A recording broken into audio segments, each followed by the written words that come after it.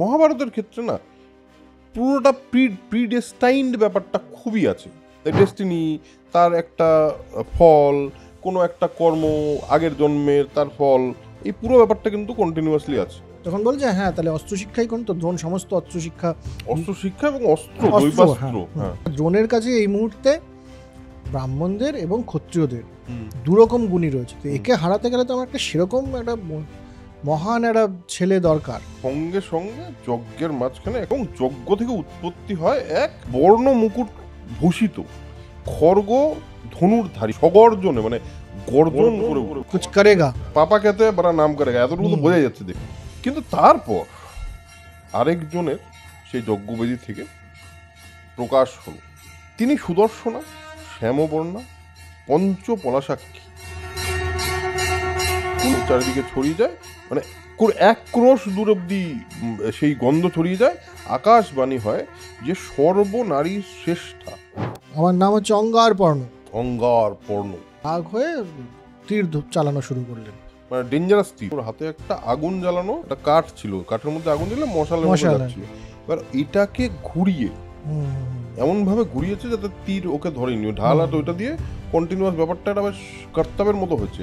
সেটা যেহেতু জ্বলে গেল, এখন থেকে আমার নাম দগ্ধরথ হবে। সে চাক্ষুষী, সেটা চাক্ষুষী বিদ্যাটা আপনাকে দিতে চাই।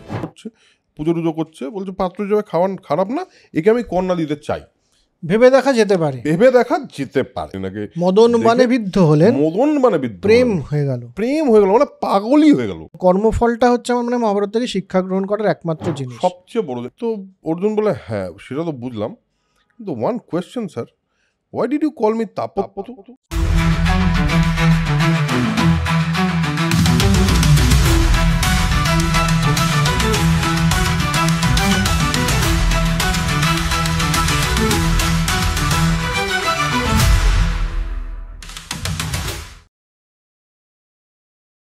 Hello and welcome to soul connection epic. আমরা অনেকগুলো অলরেডি পর্বে দেখে নিয়েছি, বিভিন্ন পর্ব হয়েছে, তাতে বেশ কিছু পর্ব আপনাদের খুবই ভালো লেগেছে, কিছু পর্বে কিছু সাজেশনও দিয়েছেন আমাদের, কিছু পর্বে কিছু অ্যাডিশনও দিয়েছেন, ধন্যবাদ সবটার জন্যই। আজকের এতদিনে যারা এপিক দেখছেন বা যদি প্রথমবার ক্লিক করে থাকেন, তাহলে আগের একটা এপিকের প্লেলিস্ট আছে, সেখানে গিয়ে পুরোটা একদম পরপরই আছে, একদম ক্রমান্বয়ে যেভাবে আমরা বলেছি সেইভাবেই আছে। আজকে আমরা একটা পর্ব নিয়ে শুরু করব, সেটা হলো চৈত্ররথ পর্বাধ্যায়। এখানে লেখা চৈত্ররথ পর্ব আর কি। চৈত্ররথ কে সেটা আমরা এই গল্পের মাধ্যমে জানতে পারবো। আমরা শেষ করেছিলাম আগের এপিসোডটা, এটা হলো বকরাক্ষস বধ। ভীম বকরাক্ষস বধ করে, এবং বধ করার পর সে চলে আসে আবার ব্রাহ্মণ গৃহে, এবং ব্রাহ্মণ গৃহে তারা থাকা শুরু করে। এই পর্বটা অ্যাকচুয়ালি শুরুটা এখান থেকেই। তো আমরা শুরু করি। আমি প্রথমটা তুমিই বলো, প্রথম পার্টটা। তো আমাদের পাণ্ডবরা তো ব্রাহ্মণ গৃহে রয়েছে এবং বেশ শিক্ষা মানে ব্রহ্ম জ্ঞান ট্যান লাভ করার জন্য পড়াশোনা করছে।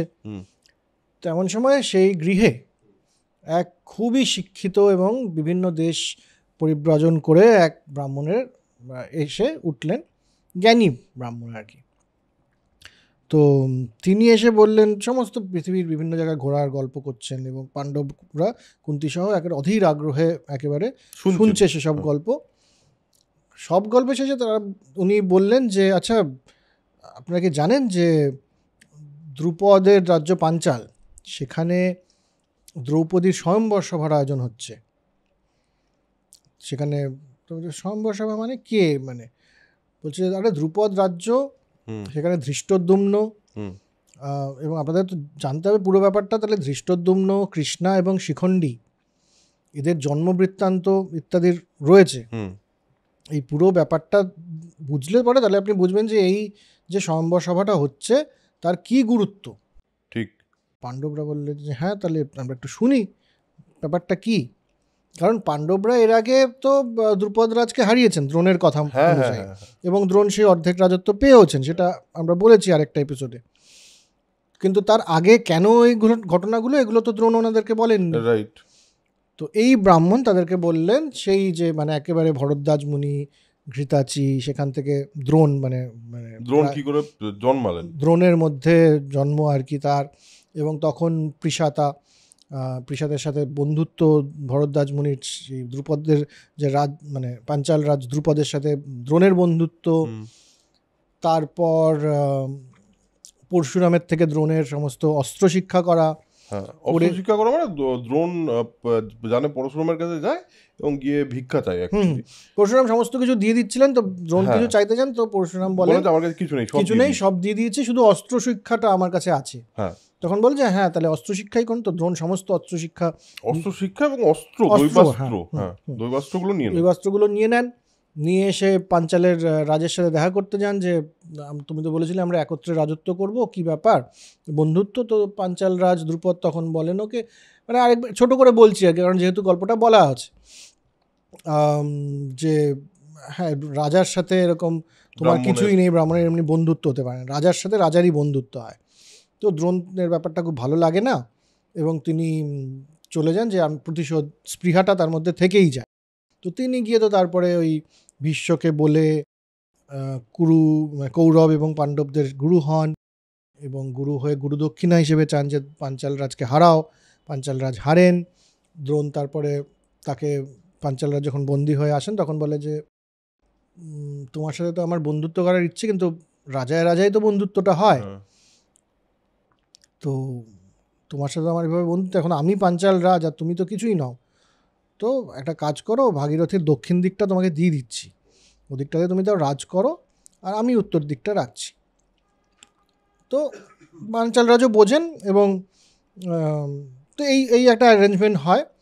তখন থেকেই আমাদের দ্রুপদ রাজ, মানে রাজা দ্রুপদ আর কি, রাজা দ্রুপদের মধ্যে এই একটা প্রতিশোধ স্পৃহা ছিল দ্রোণের বিরুদ্ধে, যে আমার রাজত্বটা নিয়ে নিল এই কারণে, এর বিরুদ্ধে তো একটা কিছু বড় কিছু একটা করতেই হবে, প্রতিশোধ নিতেই হবে। কিন্তু আমার যে সন্তানরা রয়েছে এদের দ্বারা হবে না, কারণ দ্রোণের কাছে রয়েছে সমস্ত দৈবাস্ত্র, এবং তার এরকম সমস্ত শিক্ষিত সব স্টুডেন্টরা রয়েছে, অলরেডি আমাকে এইভাবে হারিয়েছে। পরশুরামের সমস্ত অস্ত্র তার কাছে রয়েছে, মানে দ্রোণের কাছে এই মুহূর্তে ব্রাহ্মণদের এবং ক্ষত্রিয়দের দুরকম গুণী রয়েছে। তো একে হারাতে গেলে তো আমার একটা সেরকম একটা মহান একটা ছেলে দরকার, সন্তান দরকার, পুত্র সন্তান। এই পুত্র সন্তানের জন্য যজ্ঞ করতে হবে। তো জাজ এবং উপজাজ এই দুই ভাই আছেন যারা স্নাতক, তাদের দ্বারা এটা সম্ভব। তারা খুব শিক্ষিত বিরাট পুরোহিত মানে সায়েন্টিস্ট লেভেলের আর কি ব্যাপারটা। তো তাদের কাছে যাওয়া হোক এবং তারাই বোধহয় কিছু একটা রাস্তা বের করতে পারবেন। তো গেলেন জাজ এবং উপজাজের কাছে। এরপর গল্পটা তুই বল, জাজ এবং উপজাজের গল্পটা। জাজ এবং উপজাজের কাছে গেলেন। এবার প্রথমে উনি গিয়ে উপজাজের পদসেবা করা শুরু করেন, রীতিমতো মানে যাকে বলে সন্তুষ্ট করা, যতভাবে সম্ভব সন্তুষ্ট করা। তার কারণ একটাই, যে উনি যদি কোনোভাবে তাকে একটা পুত্র সন্তানের ব্যবস্থা করে দিতে পারেন, যে যেভাবেই হোক, তার মানে সায়েন্টিফিক টেকনোলজি দিয়ে হোক, যেভাবেই হোক, তার চাই একটা বিরাট বীর পুত্র। পদসেবা করতে থাকে ও অনেক দিন হয়ে যায়, অনেকটা সময় পেরিয়ে যায়। কত বছর পেরিয়ে যায় সেটা বোধহয় একসাথে লেখা নেই, বাট হ্যাঁ তুষ্ট হয় উনি, একটা পয়েন্টে তুষ্ট হয়ে বলেন যে ঠিক আছে তুমি কি চাও বলো। তো বলে আমি 10 কোটি গরু দেবো আপনাকে। 10 কোটি গরু, মানে নাম্বারের না কোনো ঠিক ঠিকানা নেই, অর্বুদ 10 কোটি গরু, মানে ভাবা যায়। আর শুধু আমার একটা প্রশ্ন আছে, দিল তো ঠিক আছে, একটা ব্রাহ্মণকে 10 কোটি গরু দিয়ে দিল, ম্যানেজমেন্টটা কে করবে? এতগুলো গরু রাখা, একটা পুরো ঘোষালা বানাতে হবে আলাদা করে, 10 কোটি গরু রাখা ইয়ার কি নেই? এক্সাজারেট নিশ্চয়ই করতেন, কিছু এক্সাজারেট আমার মনে হয় করতেন, এবং প্রচুর গরু দেবো আর কি, প্রচুর গরু ফরু দেবো। এবং আপনাকে বললো আমাকে এমন একটা পুত্র আপনাকে পাইয়ে দিতে হবে যে দ্রোণ বলে এই লোকটাকে মারবে। এর উপর আমার হেভি রাগ, রিভেঞ্জ ড্রামা চলছে এখানে একটা। তো উপজাত কিন্তু বললো না, আমার ওইসব ধন সম্পত্তিতে লোভ নেই। ওই আমার মনে হয় ও বলেছিল 10 কোটি গরু দিলে আমি ম্যানেজ করতে পারবো না, আমার দরকার নেই। অ্যাকচুয়ালি ও বলেছে না, আমার এইসব দরকার নেই, আমি করতে পারবো না। হ্যাঁ, মূলত বলেছে যে আমার এই মেটেরিয়ালিস্টিক পার্থিব জিনিসপত্রে আমার কোনো মোহই নেই। না, তবুও ও মানে সেবা করেই যাচ্ছে, মানে উপজাতকে সেবা করেই যাচ্ছে, না আপনাকে করতেই হবে। আমার ধারণা উপজাত একটু বিরক্ত হয়ে বলেছে, ধর এই বেশি বাড়াবাড়ি করছে, একে আমি দাদার কাছে পাঠাই। বলেছে বলেছে এটা বেশি বাড়াবাড়ি করছে আমার সঙ্গে। ও বলছে শোনো, আমার এক বড় দাদা আছে, তুমি জানোই জাজ উপজাজ আমরা দুজনেই বেশ নাম করা, তো তুমি ওর কাছে যাও। ও কিন্তু আমি ওকে দেখেছি, ও কিন্তু খুব একটা বিরাট সুবিধার লোক না, মানে অসুচির ব্যাপারে খুব একটা সুবিধার লোক না। ওকে আমি দেখেছি ফল কুড়িয়ে, মানে ফল পড়ে আছে টুক করে তুলে খেয়ে নিল, লোকের উচ্ছিষ্ট খেয়ে নেয়। হ্যাঁ, তো সূচি অসুচির ব্যাপারটাতে ওর খুব একটা, মানে ওটা ভালো না ঠিক। এবং এখানে একটা ইম্পর্টেন্ট জিনিস বলে যে যে নিজের জন্যে নিজের কাজকর্মে সূচি অসুচি দেখে না, হ্যাঁ, সে অন্যের কাজকর্মেও সূচি অসুচি দেখবে না। কারেক্ট। তো সুতরাং তুমি যাও। ও কিন্তু আরেকটা জিনিস আছে ওর, কিন্তু আমার মনে হয় যেরকম ও যেরকম লোক আমি যতদূর ওকে চিনি, ও কিন্তু ওর মধ্যে কিন্তু ধনের লোভ আছে, ও কিন্তু টাকা পয়সার একটু লোভ আছে। তুমি যদি একটু গিয়ে বলতে পারো যে তুমি ওকে যে মানে জিনিসপত্র দেবে, তাহলে কিন্তু ও পুত্রেষ্টি যজ্ঞ করিয়ে দিতে পারে তোমার জন্য। এই প্রথমবার যজ্ঞের কনসেপ্টটা এলো, এতক্ষণ কিন্তু ধ্রুপদ এটা জানে না যে যজ্ঞ করে পুত্র হবে। পুত্রেষ্টি যজ্ঞ করার একটা ব্যবস্থা করা যেতে পারে, সেটা তুমি একবার চেষ্টা করো। তো যায়, গিয়ে জাজকে বলে যে আমি এসছি স্যার, একটুখানি আপনি প্লিজ দেখুন, আমার এরকম একটা পুত্র দরকার, তারা পুত্রেষ্টি যোগ্য করে দিন আমাকে। তো জাজ প্রথমে বলে কি কি মানে তোমার অফারটা কি? তো বলে যে আমি আপনাকে গরু দেবো। কিন্তু গরু দেবে মানে ওকে 10 কোটি বলেছে, একে প্রথমে বলেছে 80,000 গরু দেবে। হ্যাঁ, প্রথম বলছে 80,000, বুঝেছে 10 কোটি গরু বললে কেউ রাজি হবে না, কম গরু দিয়ে রাজি না, হয়ে বাট যাবে। ওর তো ইচ্ছে ছিল উপজাজের কাছেই ব্যাপারটা করার, যার যে অতটাও ক্যালিবার নেই সেটা বোধহয় জানতেন বা কিছু একটা হবে। দেখ, জাজ যদি যায় উপজাজও যাবেই, কারণ ওরা দুই ভাই মিলেই কাজটা করতো জেনারেলি। এছাড়াও জাজ উপজাজের বেশ কিছু জায়গায় বেশ কিছু পৌরাণিক টেক্সটে উল্লেখ আছে কিন্তু। তো এবার জাজ রাজি হয় এবং রাজ বলে ঠিক আছে, কিন্তু আমার সঙ্গে উপজাজ থাকবে, একসাথে মিলে পুত্র যজ্ঞটা করা যেতে পারে। খুব ভালো কথা। যজ্ঞ চলছে, যজ্ঞ শেষ হয়। যজ্ঞ শেষ হওয়ার পরে যেই মহিলার গর্ভে সন্তান উৎপাদন হবে, তার মহিষী রানী ত্রিশাতি, হ্যাঁ, বলে যে আপনি আসুন, তাহলে এবার যজ্ঞের ফলটা আপনি পেয়ে যাবেন। তো বলে আমার তো এখনো স্নান হয়নি, আমি এখনো মুখ ধুইনি, আমার মানে গা থেকে যে গন্ধ বেরোচ্ছে সেটা নিয়ে আমি আপনাদের কাছে যেতে পারবো না। হ্যাঁ, মূলত কিন্তু মানে আমার এই টেক্সটে লেখা আছে যে আমার শরীর এখনো পর্যন্ত গর্ভধারণের জন্য প্রস্তুত নয়। হ্যাঁ, সেটা এবং এখানে যেই জন্য ওকে ডাকা হয় ওনাকে, সেটা হচ্ছে মিথুনের জন্য ডাকা হয়। হ্যাঁ হ্যাঁ হ্যাঁ, একদমই মিথুনের জন্য ডাকা হয়, এবং যাতে মানে গর্ভস্থাপনটা হতে পারে। হ্যাঁ। তো সেটার জন্য উনি বলেন, এবার ওনাকে বলা হয় না, ও আসে না। আর জাজ বলে না, ওইসব করলে হবে না, আমার যজ্ঞের যে ফল সেটা তো পাওয়াই যাবে, তুমি থাকো না থাকো কিচ্ছু যায় আসে না। এবার দ্রুপদ বললে মানে কি করে হবে? তো সঙ্গে সঙ্গে যজ্ঞের মাঝখানে একটা ওই মানে মানে যাকে সিমেন্ট বলে, সেটা যজ্ঞের মধ্যে দেওয়া হয়, এবং যজ্ঞ থেকে উৎপত্তি হয় এক মানে বৃহৎস ভালো দেখতে একটা ছেলে, যে নাকি মানে যুদ্ধের সাজেই এসে পৌঁছয়, কারণ ইন্টেনশনটা তো ক্লিয়ার যে ওকে মারতে হবে দ্রোণকে। এবার তাতে বীর তো তাকে হতেই হবে। তো শুধু তাই না, এখানে খুব সুন্দর একটা কথা আছে, সেটা হলো বর্ণ মুকুট ভূষিত খড়গ ধনুর্ধারী, মানে এক হাতে খড়গ ধনুর সব কিছু নিয়ে কিন্তু একবারে উদ্ধৃত হলেন, আর প্রচণ্ড মানে সগর্জনে মানে গর্জন করে উঠলো। আচ্ছা, মানে তাকে দেখেই মনে হচ্ছে সে একটা বিরাট পাওয়ারফুল একটা, হ্যাঁ, কুছ বেটা মানে পাপা খেতে বড় নাম করেগা, এতটুকু তো বোঝা যাচ্ছে দেখে। এবার হয়ে গেল ইয়ের, তো দ্রুপদের তো মানে দেখেই খুব আনন্দ। দৈববাণী হয়েছিল, দৈববাণী হলো যে এই সন্তান কিন্তু যে জন্মগ্রহণ করলো এ কিন্তু দ্রোণের মৃত্যুর কারণ হবে একদম। এবং এই দৈববাণীতে তো মানে দ্রুপদ তো তখন বিরাট খুশি, কারণ এটার জন্যই ও সমস্তটা করে যাচ্ছে। কিন্তু তারপর আরেকজনের সেই যজ্ঞবেদী থেকে প্রকাশ হলো, এবং যার প্রকাশ হলো তিনি কুমারী পাঞ্চালী, যাকে আমরা দ্রৌপদী বলে চিনি। তিনি সুদর্শনা, শ্যামবর্ণা, পঞ্চপলাসাক্ষী,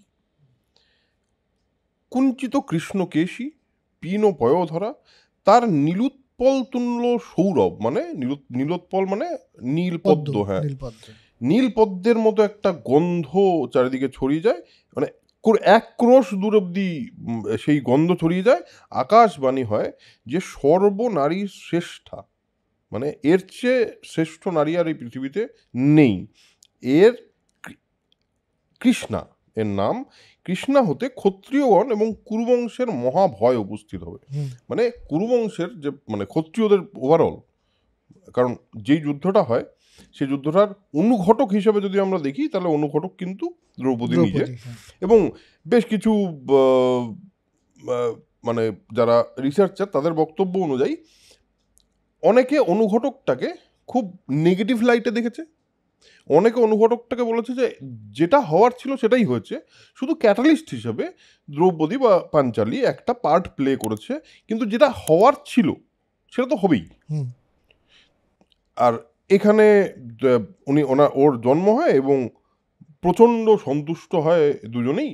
যদিও একটা সিরিয়ালে আমি দেখেছিলাম একবার সে নাকি দ্রুপদের একেবারেই পছন্দ, কেন একটা মেয়ে হচ্ছে, দরকারই নেই আমার মেয়ের, এরকম কিন্তু এরকম কিছুই নেই।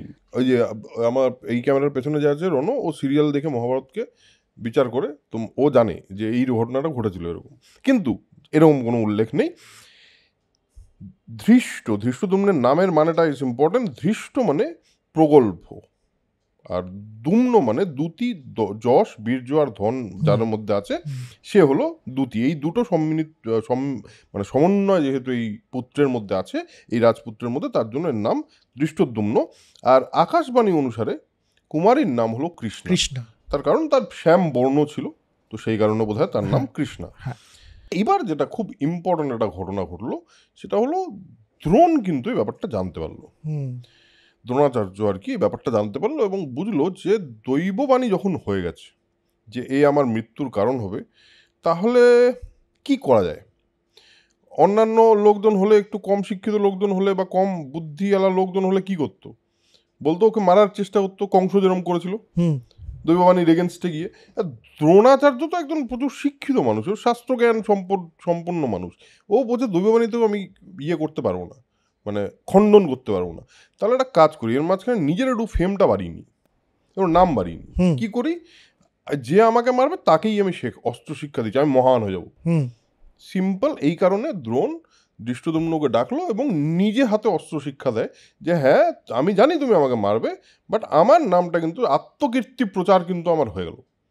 তো এই অবধি একটা পয়েন্টে পৌঁছলাম। এবার এইসব বৃত্তান্ত পাণ্ডবরা শুনলো এবং শুনে যুধিষ্ঠিরকে ওই কুন্তি বলে যে আমরা তো এখানে অনেকদিন বাস করছি, এবার তাহলে আমাদের একটু যাওয়া উচিত। হ্যাঁ, এবার পাণ্ডবদেরও এই কথাবার্তা শুনে একটু ইচ্ছে হলো পাঞ্চাল রাজ্য দর্শন করার। একদম একদম। এবং কুন্তি বলে যে এদের গৃহে আমরা আছি, ভিক্ষা টিক্ষা করছি, এদিক ওদিক খাওয়া দাওয়া ঠিক করে, মানে ঠিক যে আছি, যে খুব একটু চেঞ্জ করা দরকার আমার মনে হয়। আর কত দারুণ দারুণ তপবন আছে পাঞ্চাল দেশের দিকে, দারুণ দারুণ জায়গা আছে, তো ওইদিকে যাই আমরা। এরাও কিন্তু তুই যেটা বললি, এরাও কিন্তু মনে হলো কৃষ্ণার কথা শুনেছে, ঠিক আছে, এটা কিন্তু খারাপ কথা না, এটা যাওয়া যায় কিন্তু, হ্যাঁ এটা ইচ্ছে কিন্তু হয়েছে। তো এবার বেরোনোর আগে একজনের আবির্ভাব হয়। হ্যাঁ, সে হচ্ছে ব্যাসদেব। ব্যাসদেব কিন্তু বারবার এসে এনাদেরকে দেখে শুনে গেছেন, তো একদম। তো ব্যাসদেব এলেন এবং ব্যাসদেব এসে বললেন যে আচ্ছা পাঞ্চাল যাচ্ছ, ভালো, এটা ভালো সিদ্ধান্ত, তোমরা পাঞ্চালে যাও, কারণ এই যে কৃষ্ণা রয়েছেন ইনি কিন্তু কৃষ্ণার জন্মবৃত্তান্তটা তো শুনেছো, কিন্তু তার ব্যাকগ্রাউন্ডটা জানো কি? না, ব্যাকগ্রাউন্ডটা কি? বলছে যে এক ঋষি কুমারী ছিলেন, খুবই ভালো এবং প্রচণ্ড তপস্বী এক ঋষি কুমারী ছিলেন। তিনি দীর্ঘকাল মহাদেব শঙ্করের করেছেন, তপস্যা করেছেন। তো শঙ্কর তুষ্ট হয়ে এর কাছে এসেছে, বলছে যে বলো কি বর চাও, আমি তোমার তপস্যায় তুষ্ট। তো এই বলছে আমার সর্বগুণ সম্পন্ন একটি পতি প্রয়োজন, মানে একটা ফুল গুড হাজব্যান্ড দরকার আমার। তো শঙ্কর বলছে আচ্ছা ঠিক আছে, তোমার 5টা পতি হবে, তুমি যখন জন্মগ্রহণ করবে পরের বার এবং মনুষ্য রূপে, তখন তোমার 5টা পতি হবে এবং গুণসম্পন্ন পতি হবে সব। তো ঋষিকুমারী বলছে না, 5টা তো নয়, আমার তো একটিই সর্বগুণ সম্পন্ন পতি দরকার।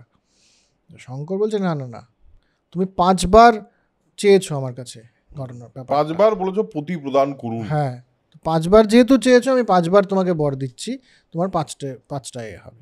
এই হচ্ছে পরে জন্মগ্রহণ করবে কৃষ্ণারূপে, হ্যাঁ, তো কৃষ্ণ সেখানে জন্মগ্রহণ করেছে আর কি। করেছে। এবার তোমরা যাচ্ছ ওদিকে যাও। তো কাজে এখানে কিন্তু এটা বোঝা প্রয়োজন যে, এবং এটা বলে দেয় যে এই যে দেবরূপিণী নারী, এ কিন্তু তোমাদের 5 জনের পত্নীও হবে। হ্যাঁ, তো কাজে এটা কিন্তু এখানে বোঝা প্রয়োজন যে এই যে পরে যে একটা গল্প, যেটা চলিত গল্প আর কি, যে ওই ভিক্ষা করে এনেছে, না, এটা এখানে মহাভারতেও আছে। আছে, কিন্তু তার আগে কিন্তু এরা জানতো যে এটা ব্যাকগ্রাউন্ডটা এটা।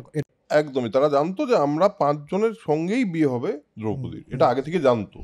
এটা এটা এটা আমার মনে হয় অনেকেই এই ব্যাপারটা সম্পর্কে অবহিত না, যে এটা কিন্তু আগে থেকেই মহাভারতের ক্ষেত্রে না পুরোটা প্রিডেস্টাইন্ড ব্যাপারটা খুবই আছে। ডেস্টিনি, তার একটা ফল, কোনো একটা কর্ম আগের জন্মের তার ফল, এই পুরো ব্যাপারটা কিন্তু কন্টিনিউয়াসলি আছে। আমরা তো বারবার বলেইছি যে মানে কর্ম এবং কর্মফল, সাপ এবং তার একটা উল্টো দিকে সাপ কাটানোর একটা ব্যাপার, এই জিনিসটা কিন্তু চলেছে। এবং কর্মফলটা হচ্ছে আমার মানে মহাভারত থেকে শিক্ষা গ্রহণ করার একমাত্র জিনিস, সবচেয়ে বড় জিনিস। দেখ, শিক্ষা গ্রহণ করার অনেকগুলো জিনিস আছে, হ্যাঁ মানে একটা খুবই ইম্পর্টেন্ট হলো কর্মফল, মানে তার মধ্যে সবচেয়ে বোধহয় ইম্পর্টেন্ট, তুই ঠিকই বলেছিস, কর্মফল সবচেয়ে ইম্পর্টেন্ট একটা পার্ট।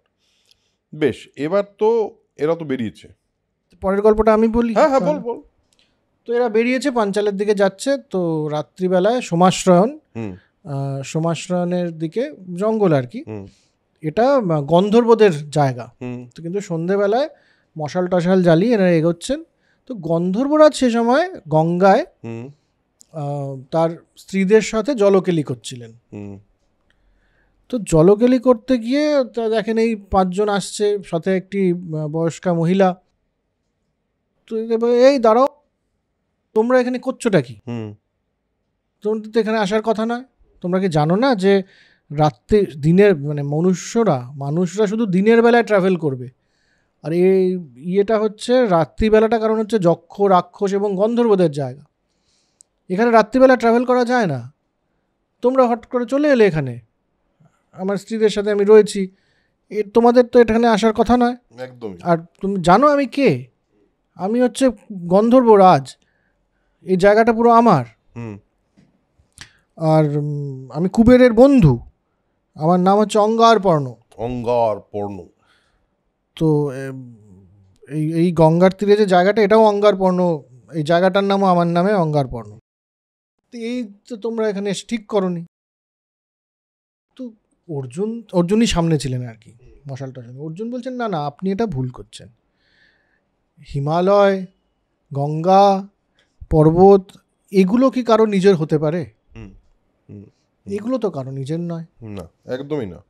এটার সামনে আসতে আমি কোনো নিয়ম তো আমি মানবো না। সেটা আমরা দেখবো, যখন খুশি আসতে পারি, যখন খুশি আসতে পারি। আর গঙ্গার কথা হচ্ছে এখানে, যে গঙ্গার আরেক নাম বৈতরণী, যে গঙ্গার আরেক নাম অলকানন্দা, সে গঙ্গার সামনে আমরা আসতে পারবো না? এটা তো নিয়ম মানা যাবে না, এটা আপনি বললে পরেই হবে নাকি?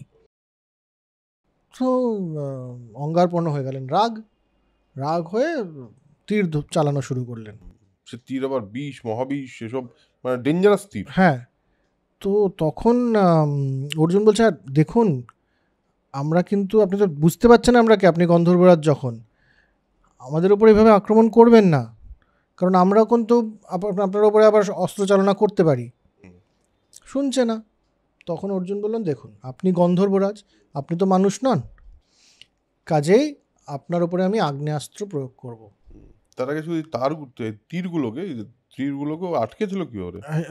ঢাল ছিল, ঢাল। আরেকটা জিনিস, সেটা হলো ওর হাতে একটা, ও যখন চলছিল তো ওর হাতে একটা আগুন জ্বালানো একটা কাঠ ছিল, কাঠের মধ্যে আগুন দিলে মশালের মতো যাচ্ছিল। এবার এটাকে ঘুরিয়ে এমন ভাবে ঘুরিয়েছে যাতে তীর ওকে ধরেনি, ঢাল আর ওইটা দিয়ে কন্টিনিউয়াস ব্যাপারটা একটা বেশ কর্তব্যের মতো হচ্ছে। তো সেটা করে এবার হচ্ছে আগ্নেয়াস্ত্র চালাবো, কারণ এই আগ্নেয়াস্ত্র কিন্তু যেমন তেমন নয়। বৃহস্পতির থেকে ইন্দ্র পেয়েছিলেন, ইন্দ্রর থেকে ভরদ্বাজ পেয়েছিলেন, ভরদ্বাজ থেকে অগ্নিবেশ্য মুনি, তারপরে সেটা দ্রোণ হয়ে আমার হাতে এসছে। তো আপনি যেহেতু গন্ধর্বরাজ, আপনার উপরে আমি আগ্নেয়াস্ত্র নিক্ষেপ করলাম। তো আগ্নেয়াস্ত্র গেল, আগ্নেয়াস্ত্র মানে মিসাইল টাইপ আর গিয়ে এর অঙ্গারপর্ণের রথে উঠে বসেছিলেন, তো উনি রথকে জ্বালিয়ে দিল। রথ জ্বালিয়ে দিলে এই নিয়ে এবার ছিটকে পড়ে অচৈতন্য হয়ে গেলেন। বাজে ব্যাপার, এবার তো মেরেই ফেলবে। তো এই গন্ধর্বরাজের পত্নী ওখানে তো ছিলেনই, উনি কুম্ভিনাশী তার নাম। কুম্ভিনাশী এসে যুধিষ্ঠিরের পায়ে পড়লেন যে প্লিজ আপনার ভাইকে বলুন যে আমার যে হাজব্যান্ড তাকে যেন মেরে না ফেলে, হ্যাঁ ছেড়ে দিন। যুধিষ্ঠির বললেন না, এটা আপনি ঠিকই বলছেন, কারণ আর কি মানে মারার তো প্রশ্নই ওঠে না, কারণ হেরে যাওয়া শত্রুকে কে মারে? একদমই তাই। যার যশ প্রতিপত্তি এবং অস্ত্র রথ সব চলে গেছে তাকে তো মারার কোনো মানে হয় না। একদম। যুধিষ্ঠিরও বললেন অর্জুনকে, Arjun stop, don't proceed any further. হ্যাঁ, তো আর এগিয়েও না তুমি। তো অর্জুনও বললেন যে ঠিক আছে, এটা হবে না, আমি তো ছেড়ে দিলাম আপনাকে, আপনি এবার চলে যান এখান থেকে। তো তখন এসে উনি বললেন যে চলে তো যাবো, কিন্তু ব্যাপার হচ্ছে যে আমাকে চিত্ররথ বলা হতো। চৈত্ররথ বলা হতো, কারণ আমি বলছিলাম চৈত্ররথ পর্ব কেন, তার কারণ হলো তার কারণ হচ্ছে এটা যে চৈত্ররথ বলা হতো, আমার রথের একটা বিরাট নাম যশ ছিল, সেটা যেহেতু জ্বলে গেল এখন থেকে আমার নাম দগ্ধরথ হবে। আর অঙ্গারপূর্ণ নামটা আমরা রাখতে পারবো না, কারণ আমার এইভাবে হেরে যাওয়ার পর আমার নিজের নাম তো আর অঙ্গারপূর্ণ থাকলে তো হবে না। হ্যাঁ, কিন্তু আপনি যে আমার মানে প্রাণ ভিক্ষা দিলেন, সেই কারণে আমি আপনাকে আমাদের গন্ধর্বদের যে মূল শিক্ষা এবং মূল অস্ত্র সে চাক্ষুষী, সেটা চাক্ষুষী বিদ্যাটা আপনাকে দিতে চাই, যাতে আপনি সমস্ত কালে সবকিছু দেখতে পাবেন।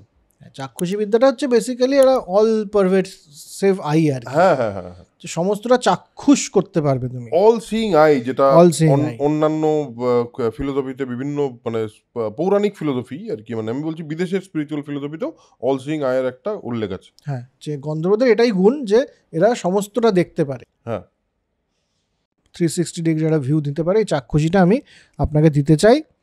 তার সাথে আপনাদের 5 ভাইকে 100টা করে ঘোড়া দিতে চাই। আমাদের ঘোড়া, আমার ঘোড়া। এই ঘোড়া যেমন তেমন ঘোড়া নয়, এই বজ্রের অংশ, মানে যে ইন্দ্র যে বজ্র বৃত্তকে মেরেছিলেন, তো বজ্র টুকরো টুকরো হয়ে যায়, সেই টুকরোগুলো থেকে বিভিন্ন মানে পৃথিবীতে যা সম্পদ আছে তা সবই হচ্ছে বজ্রের টুকরো। তার মধ্যে দেখ এখানে একটা হালকা করে একটা কনসেপ্ট অফ বিগ ব্যাং টাইপের একটা কিন্তু ব্যাপার আছে। একটা জিনিস, একটা আগ্নেয় কিছু একটা লেগে বিস্ফোটের মতো হয়ে টুকরো টুকরো হয়ে গিয়ে বিভিন্ন জিনিস তৈরি হয়েছে। কনসেপ্টটা আছে, আমি বলছি না বিগ ব্যাং তখন জানতেন, এরকম কোনো ক্লেম নেই, কিন্তু আমি বলছি এটা কনসেপচুয়াল এরকম আছে যে এরকম হয়েছে আর কাছাকাছি, কনসেপ্টটা কাছাকাছি। তো আমরা ওইটা করতে চাইছি না যে ওনারা তো সব জানতেন।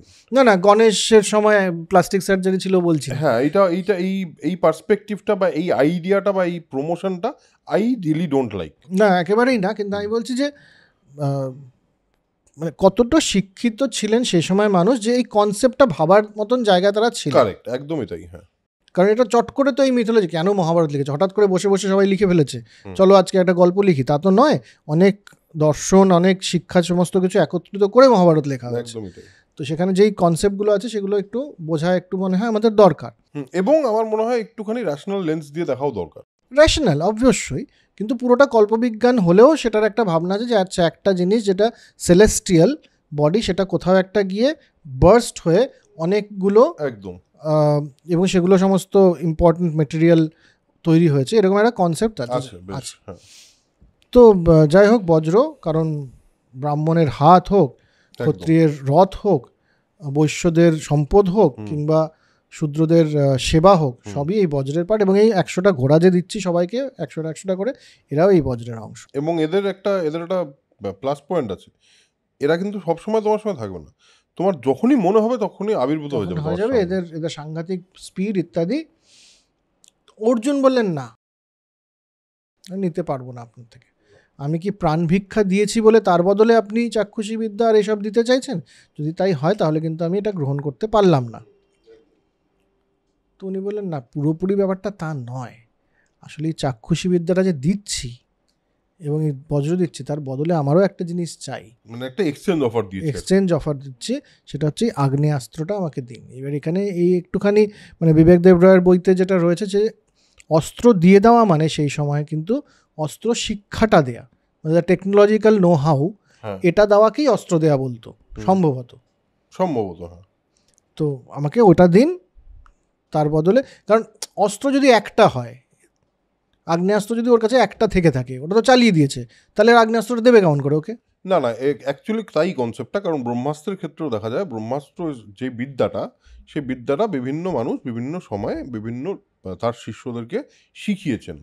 এবং ব্যাসদেব যখন কিছু কিছু অস্ত্র ছিল, যে অস্ত্রটার মধ্যেই পার্টিকুলারলি পাওয়ার ছিল, যেমন ধর ভীমের গদা, হ্যাঁ, বা গান্ডীব, এগুলো হলো কিছু অস্ত্র যেগুলো আলাদা। কিন্তু যখন এই যে আগ্নেয়াস্ত্র, ব্রহ্মাস্ত্র, বরুণাস্ত্র, এই সমস্ত যে অস্ত্রের কনসেপ্ট আছে, এটা কিন্তু কনসেপ্টই। হ্যাঁ হ্যাঁ হ্যাঁ, কারণ বলা হয় তৃণকেও কেউ ব্রহ্মাস্ত্র করে ফেলতে পারতো এবং করেছে, রাইট। তৃণ ব্রহ্মাস্ত্র হিসেবেই ইউজ করা হয়েছে। তো সেই কারণে এটা ঠিকই বলেছিস যে অস্ত্র দেওয়া মানে কিন্তু অস্ত্র শিক্ষা বা কনসেপ্ট বা টেকনোলজিটা বুঝিয়ে দেওয়া। এবার বলে যে আচ্ছা এটা এক্সচেঞ্জ তো হলো, তো অর্জুন বলে না, আমার একটা প্রশ্ন আছে, আপনি তো বুঝতে পারছেন আমরা কে, কারণ ওদেরকে কিন্তু কুরুবংশ, জাত ইত্যাদি এসব করে সম্বোধন করছে যে অঙ্গারপর্ণ, তাহলে আপনি তো বুঝতে পেরেছেন প্রথমেই, তার মানে আপনি তো গন্ধর্বরাজ, তাহলে আমাদের উপরে অতর্কিত এরকম রাত্রিবেলা আমরা এসছি বলে একটা একটা তো করাটা উচিত হয়নি আপনার? কেন করলেন বলুন তো, কেন করলেন বল? হ্যাঁ, কেন করলে? বললো যে দেখো, প্রবলেমটা হলো যে সবই ঠিক আছে, আমি তো সবই জানি, কিন্তু মুশকিলটা হলো তুমি তো ক্ষত্রিয়। একদম পরিষ্কার বলে, হে তাপত্য, তাপত্য কথাটা শোনে অর্জুন, কিন্তু তারপর বলে যে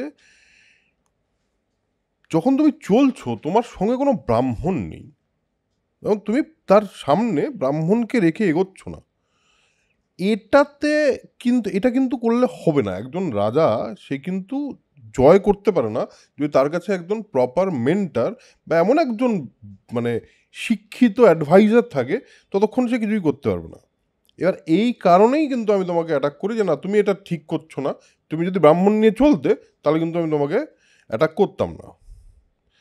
তো অর্জুন বলে হ্যাঁ সেটা তো বুঝলাম, কিন্তু one question sir, why did you call me তাপত্য? হ্যাঁ, কিন্তু তার আগে তুই এটা নিয়ে আমরা কি একটু আলোচনা করতে চাই যে এই ইম্পর্টেন্সটা কেন? করবো, অবশ্যই করবো। আমি এখানে এই পয়েন্টটা রেজ করে দিই। তাপত্য বলে ডাকলেন কেন? তাপত্য মানে, তখন তাপত্য মানে কি, যেমন ইয়ের নাম আমাদের কৃষ্ণার পাঞ্চালীর আরেক নাম হলো যাজ্ঞসেনী। মহাভারতে একটা জায়গায় ধ্রুপদকে যাজ্ঞসেন বলে সম্বোধন করা হয়েছে, তো বোঝা যাচ্ছে যাজ্ঞসেনের কন্যা হলো যাজ্ঞসেনী। তো এইভাবে তখন বাবার নামে আর কি, বাবা মার নামে ডাকা হতো, বাবা মা মায়ের নামে। হ্যাঁ, তো বললো তাপত্য বললেন কেন? আমি তো কুন্তির পুত্র, আমি তো কৌন্তেয়। তখন বললো না, তুমি তাহলে ব্যাপারটা জানো না। না তাহলে বলি, এই গল্পটায় ঢুকবো তপতি এবং সংবরণের। কিন্তু তার সঙ্গে এইটা একটা খুবই ইন্টারেস্টিং পয়েন্ট, যে তখনকার দিনে কিন্তু যেমন ধূম খুবই ইম্পর্ট্যান্ট একটা রোল প্লে করবে পাণ্ডবদের জীবনে, পাণ্ডবদের বনবাসের সময় খুবই ইম্পর্ট্যান্ট।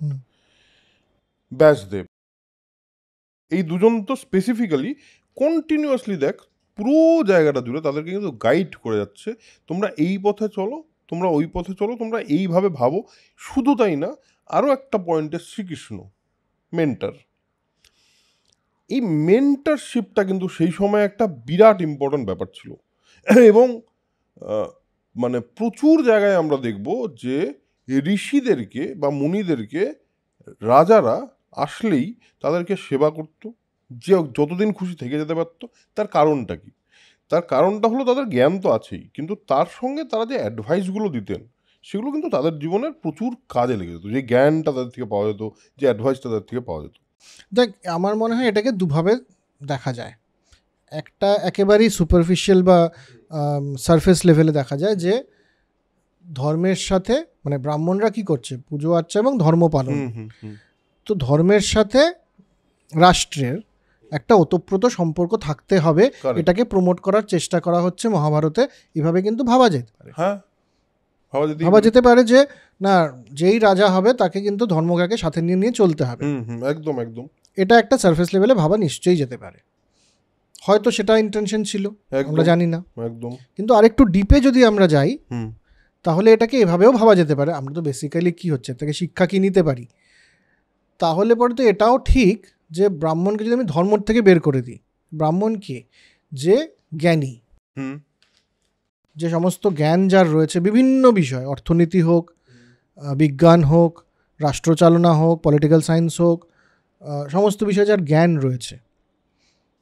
একজন রাজা যে মূলত যুদ্ধ বিগ্রহ এবং ইত্যাদি করে বা ভোটে জিতে রাজা হবেন বা শাসক হবেন, তার পক্ষে জ্ঞানী লোককে সম্মান করা এবং তার মানে কথা শুনে চলা, এটা প্রচণ্ড জরুরি। তা না হলে পরে রাষ্ট্র রসাতলে যাবে, মানে দেশ রসাতলে যাবে, এবং সে শাসকও ভালো শাসক হয়ে উঠতে পারবেন না। এই শিক্ষাটাও আমরা নিতে পারি, যে সম্ভবত এটাও বলে থাকতে পারেন মহাভারতে এই ঘটনার মাঝখানে, যে রাজার কিন্তু একটি ব্রাহ্মণের প্রয়োজন। আমি এখানে কাস্ট ফাস্ট থেকে বেরিয়ে গিয়ে আমরা এভাবেও ভাবতে পারি। আচ্ছা, এবার আমি এখানে তোকে একটা জিনিস বলি, সেটা হলো একটা অদ্ভুত জিনিস হলো মহাভারতের এই পার্টিকুলার অংশে ধর্ম আর নৈতিকতা এইটার কিন্তু একটা জটিল মানে একটা সাহচর্য আছে, মানে একই সাথে বারবার ঘুরে আসে। যেমন দেখ, ব্যক্তিগত ধর্ম, যেমন ধর স্বামী ভক্তি, পিতৃত্ব, ভ্রাতৃত্ব, কর্তব্য পরায়ণতা, ঠিক আছে। আর হলো সামষ্টিক ধর্ম, মানে প্রজাবাৎসল্য, হ্যাঁ, ভ্রাতৃত্বটা সামষ্টিক, মানে ওই অর্থে ব্যক্তিগত ধর্ম অ্যাকচুয়ালি না, ভ্রাতৃত্বটা ব্যক্তিগত ধর্ম নয়। কিন্তু এই যে তারপরে ধর আমার পরিবারের প্রতি আমার দায়িত্ব, হ্যাঁ, এই পুরোটা কিন্তু কনস্ট্যান্ট একটা এর একটা ডাইকোটমি আছে, এবং এটার একটা একসাথে আছে আর কি, একসাথে করা যায়। মানে যদি এইভাবে বলি যে কোনো একটা সংকটকে আমরা কিন্তু, তুই যে বলি ধর্ম আর রাষ্ট্র, সেখানে কিন্তু ওখানে কিন্তু ধর্মটা ইজ নট রিলিজিয়ন। না না, সেটা তো মহাভারতে কখনো, ধর্ম মানে হচ্ছে ডিউটি, এবং ধর্ম মানে হলো ওই ধর্ম আর নৈতিকতা খুব ইম্পর্টেন্টভাবে ব্যালেন্স করছে। যে একটা রাজা সে যখন ডিসাইড করবে যে আমার কি করা উচিত, তাকে ধর্মটা কেন বুঝতে হবে, তাকে ধর্মটা কি বুঝতে হবে, কারণ সে কর্তব্যপরায়ণতাটা প্রপারলি বুঝলো কিনা, যে তার কর্তব্য এই মুহূর্তে কি করা। এই কারণে কিন্তু আরেকটা পার্সপেক্টিভ থেকে একজন ব্রাহ্মণ বা একজন জ্ঞানী ব্যক্তিকে রাখাটা খুব ইম্পর্টেন্ট, কারণ সে অনেক দিন ধরে শাস্ত্রজ্ঞান করে, জ্ঞান নিয়ে তার একটা রিয়েলাইজেশনে পৌঁছেছে, যে সে ডিসাইড করতে পারে এইটা কিন্তু ধর্ম অনুযায়ী ঠিক। ধর্মটা আমি যেভাবে ধর্মটাকে অন্তত বুঝি, মানে বই পড়ে এবং তার সাথে আজকের জ্ঞান মিলিয়ে, সেটা হচ্ছে ওই আমরা একটা পডকাস্টে কথাও বলেছি, ইমানুয়েল কান্টের যে আইডিয়া, যে মানুষ নিজের ইচ্ছে অনিচ্ছে, নিজে কি পেলাম বা হারালাম সেটার বাইরে গিয়েও হোয়াট ইজ রাইট সেই ডিসিশনটা নিতে পারা এবং সেই মতো কাজ করা, এটাকে যা বলা হয় সেটাকে ডিউটি বললে ডিউটি, মানে কর্তব্যপরায়ণতা বললে কর্তব্যপরায়ণতা, নৈতিকতা বললে নৈতিকতা, কিন্তু ধর্ম বললে ধর্ম। যে আমার কি পেলাম না পেলাম, আমার এটাতে লাভ হবে কি ক্ষতি হবে, সেসবের বাইরে গিয়ে এটা করা উচিত বলে কাজটা করছি, সেটা হচ্ছে ধর্ম। এবং আরেকটা জিনিস যেটা খুব ইম্পর্টেন্ট, সেটা হলো যুগ আর পরিস্থিতি অনুযায়ী ধর্মের কিন্তু ব্যাখ্যা পরিবর্তন হবে, এটা কিন্তু স্বাভাবিক। কারণ এখনকার দিন দিয়ে যদি হিসাব করতে হয় বা বিচার করতে হয় মহাভারতের সময়টাকে, তাহলে কিন্তু গণ্ডগোল হবে। কারণ আজকের দিনের ধর্ম আর তখনকার দিনের ধর্ম এক হতেই পারে না, কারণ সেই সমাজটাই আলাদা ছিল, তার রাজনৈতিক অবস্থানটা আলাদা ছিল, তার অর্থনৈতিক অবস্থান আলাদা ছিল, সবই আলাদা ছিল। সুতরাং একটা জিনিস দেখা যেতে পারে যে ঐতিহাসিকভাবে, এবং ঐতিহাসিক মানে আমি যদি এটাকে ঐতিহাসিক ভাবতে যাই, ধর একটা সময়ের কথা হচ্ছে, এটা যদি ঐতিহাসিকভাবেই ভাবতে যাই, যে সেই সময়টায় রাজনীতি, প্রথা এবং ধর্মবিশ্বাসকে একটা অদ্ভুত ব্যালেন্সে একটা সমাজ রেখে দিয়েছে। এটা কিন্তু বারবার আমরা মহাভারত থেকে পাই, এবং তার এই যে এই কথাটার যদি মানে একটু ডেপথে ঢুকতে হয়, তাহলে কিন্তু এটা খুবই প্রপারলি বেরিয়ে আসতে পারে। ঠিক আছে, coming back to the story, যে তাপত্য কেন বললেন হঠাৎ করে? তপতিকে এ তো চিনি না আমি। বলছে শোনো, আমি তো মানে কি বল, সবই জানি, তো তোমাকে একটা গল্প বলি। সেটা হলো, তপতি হলো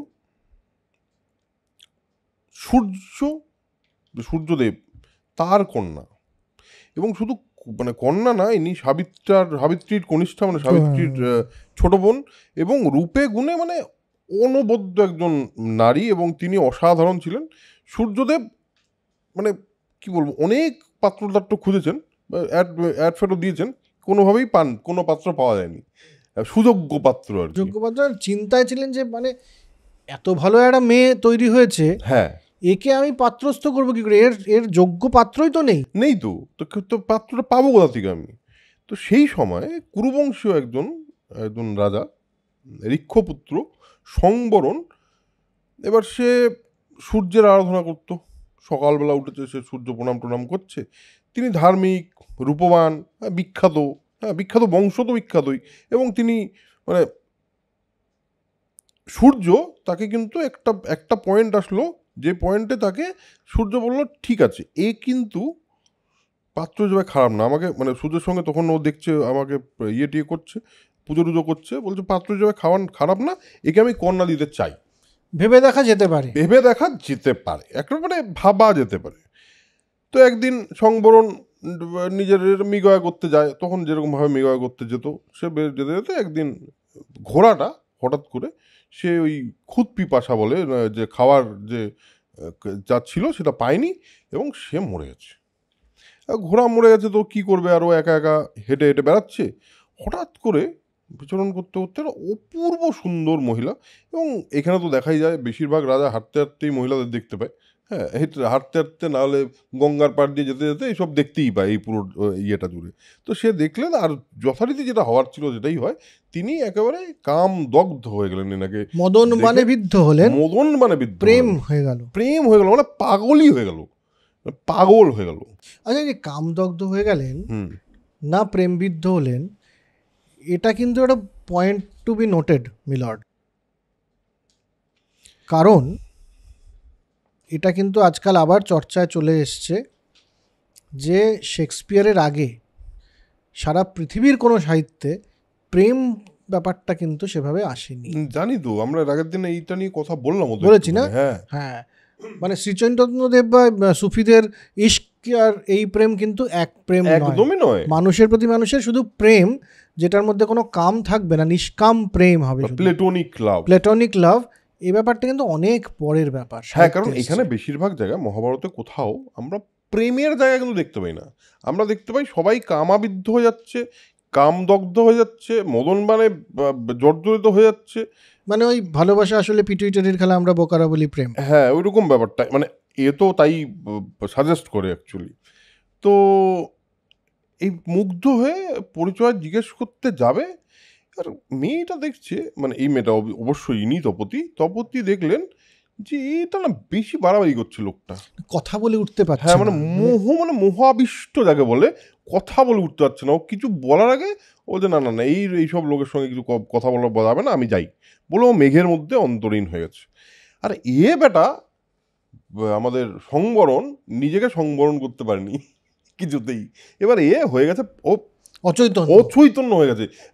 মানে তুই ভাবতে পারছিস, এবার তিনি এমন কামাবিষ্ট হয়ে পড়েছেন যে তিনি অচৈতন্য হয়ে গেলেন, হ্যাঁ, মোহতে অচৈতন্য হয়ে গেলেন। এবং মানে তপতি ব্যাপারটা দেখতে পেয়েছে, ও যাচ্ছিল, যেতে যেতে ঘুরে তাকিয়েছে, দেখে কি রে, ও এসে বলছে শুনুন, আপনি লোকটা ভালো, হ্যাঁ, আপনি মানে উঠুন, অত মোহগ্রস্ত হওয়ার কিছু হয়নি, হ্যাঁ, ঠিক আছে। এবার ও সংবরণ ভেবেছে ফ্রেন্ড জোন করে দেবে, সংবরণ ভেবেছে কিন্তু ফ্রেন্ড জোন করে দেবে। সঙ্গে সঙ্গে বলেছে না কোনোভাবেই আপনাকে ছাড়া আমার কি, মানে আমি মরে যাব যদি আপনাকে না পাই। তপতি মানে বলছে যে ঠিক আছে, চলুন গান্ধর্ব বিবাহ করে ফেলি। হ্যাঁ, বলছে গান্ধর্ব বিবাহ করে ফেলি, মানে আর বলে যে আমি তোমার মানে ভক্ত হয়ে গেছি, ভক্ত বলে দেয়, বিরাট ব্যাপার। কিন্তু তপতি ততক্ষণে একটুখানি হালকা গলেছে, কিন্তু এতটা ভালোবাসা দেখে, বা ভালোবাসা যাই হোক, এতটা ভালো লেগেছে, আকর্ষণ তপতির ভালো লেগেছে, হ্যাঁ, খারাপ লাগেনি। তপতি বলেছে ঠিক আছে, সে তো ঠিক আছে, হতেই পারে, কিন্তু আমার তো পিতা আছে, আর আপনি জানেন যে পিতা ছাড়া তো আমি মানে কোনোভাবেই হ্যাঁ বলতে পারবো না। তো পিতাকে আপনি প্রসন্ন করুন, তাহলে আমি রাজি হতে পারি।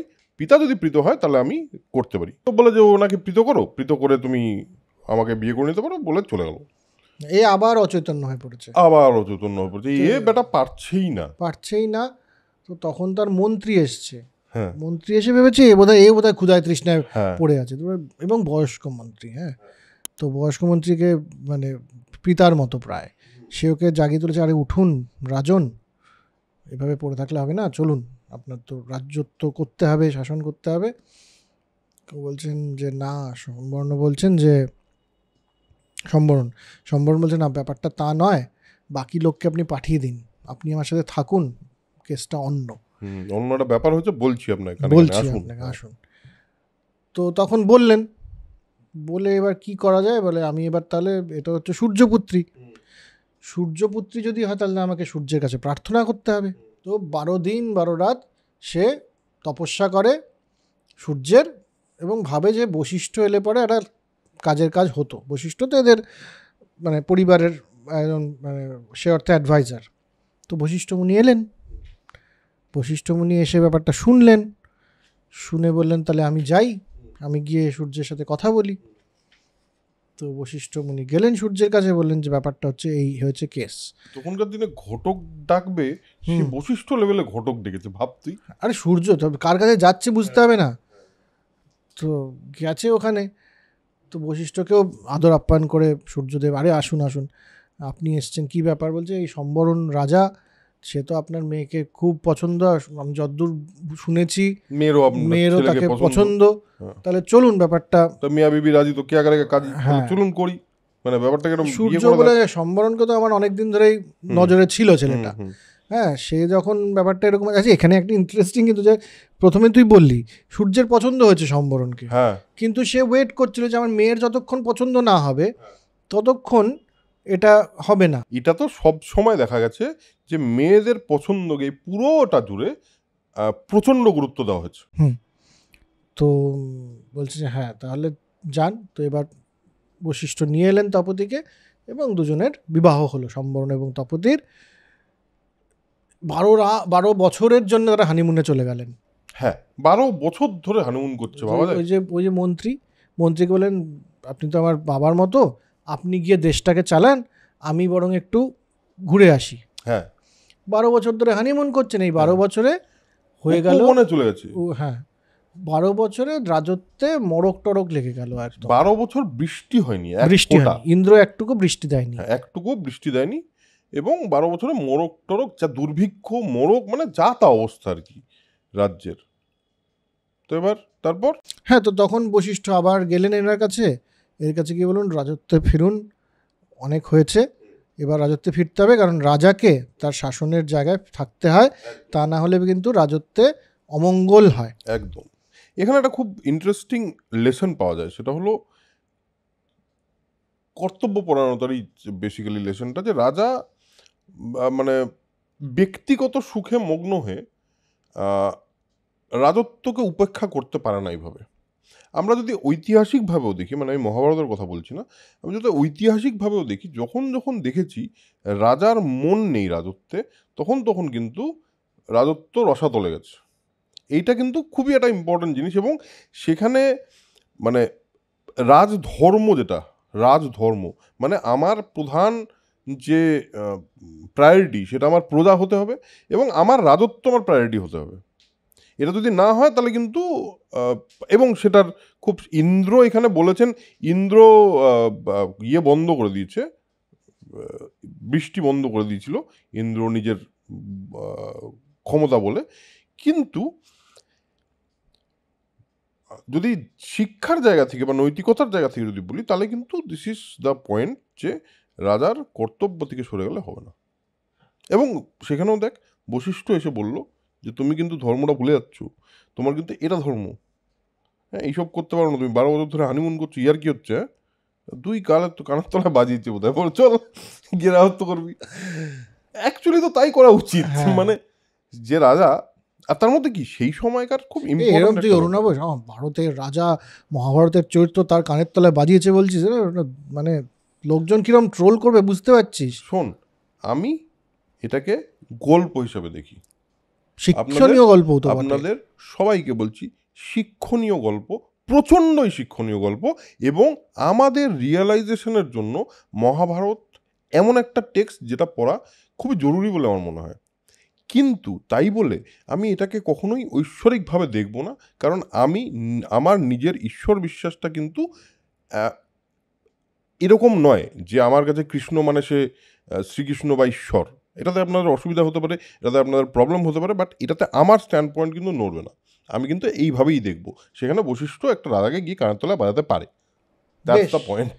তো এবার পয়েন্টটা হচ্ছে, এবার উত্তরটা দেওয়া যায় এই সম্বরণ এবং তপতির এই 12 বছরের হানিমুনের ফলে যে সন্তানটি হলেন, তার সন্তানের নাম হচ্ছে কুরু, যার থেকে কুরুবংশ। সেই কারণে ভাই অর্জুন তোমাকে আমি তাপত্য বলেছি, কারণ আলটিমেটলি তোমাদের পুরো বংশটার মা হলো তপতি। তো তাহলে এই হচ্ছে তাপত্য। এরপরে তো প্রশ্ন উঠবেই, কারণ যেভাবে মহাভারতে হয়, আরে আপনি তাপত্য করতে গিয়ে গল্পটা শোনাতে গিয়ে একটা নতুন ক্যারেক্টার ইন্ট্রোডাকশন করে দিলেন। এবার সেই ক্যারেক্টারটা হচ্ছে নাম বশিষ্ঠ। হ্যাঁ, বশিষ্ঠটাকে এবং এত ইম্পর্টেন্ট লোক মনে হচ্ছে, সূর্যকে গিয়ে কনভিন্স করে দিচ্ছে, রাজাকে গিয়ে বলছে ধর্ম শেখাচ্ছে, তো লোকটা তো ইম্পর্টেন্ট হবে। তো বলছে যে ঠিক আছে, তাহলে এর গল্প শোনা যাক পরের দিন। আজকের এপিসোড এখানেই শেষ করছি। আমি জানি আপনাদের আমরা এতদিন যত কথা বলেছি তার মধ্যে বোধহয় কিছু একটা আজকে এমন একটা জিনিস বললাম যেটা হলো আমাদের লেন্সটাকে বোধহয় আমরা একটু পরিষ্কার করলাম। সেই লেন্স থেকেই কিন্তু পুরোটাকে দেখবেন, এতটুকু শুধু আপনাদের কাছ থেকে এক্সপেকটেশন। কেউ দেখবেন না আমি জানি, তাতে অসুবিধা নেই, তাতে যা যা মনে হয় বলতেই পারেন, কিন্তু যারা দেখবেন তারা কিন্তু মজাই পাবেন আলটিমেটলি। এখন অবধি যারা দেখছেন মজাই পাচ্ছেন, ভালোই লাগছে, ভালো কমেন্টও আসছে, থ্যাংক ইউ ফর দ্যাট। আমাদের একটা চেষ্টা এই মহাভারতটাকে যতটা সম্ভব ডকুমেন্টেশন করার মতো করে যদি আমরা এই পুরোটা করতে পারি, কারণ এই ধরনের ডকুমেন্টেশন এখনও অবধি ইন্টারনেটের কোথাও এতটা সরলভাবে মহাভারতকে ব্যাখ্যা করা আছে বলে আমার মনে হয় না। যদি থাকে নিশ্চয়ই জানাবেন, বাট আমার আপাতত দেখা নেই, অন্তত বাংলা ভাষায় এত নেই। সো আজকের এপিসোড এখানেই শেষ করি। বেশ, তপতি কে ছিলেন এবং তপতির পরের ঘটনাটা যে এরপরে তো আরো ইন্টারেস্টিং, বশিষ্ঠ কে ছিলেন, বশিষ্ঠ, বিশ্বামিত্র এবং ইম্পর্টেন্ট ক্যারেক্টার। এরপরে তো স্বয়ম্বর সভা আছে, দ্য মোস্ট ইম্পর্টেন্ট লোক এখানে এন্ট্রি হবে, শ্রীকৃষ্ণ। রাইট, তো শ্রীকৃষ্ণের এন্ট্রির জন্য অপেক্ষা করুন, খুবই ইম্পর্টেন্ট একটা এন্ট্রি হবে। সো আজকের এপিসোড এখানেই শেষ করছি। তার আগে যেটা বলি সেটা হলো স্প্রেড নলেজ, স্প্রেড পজিটিভিটি, দুটোই ছড়িয়ে দিতে থাকুন, সুবিধা হবে সবার জন্য। বিশ্বাস করুন, খুবই ইম্পর্টেন্ট একটা কাজ, আমার অন্তত এই বিশ্বাস। যদি আমাকে বিশ্বাস হয় তাহলে অবশ্যই এই জিনিসটা করবেন।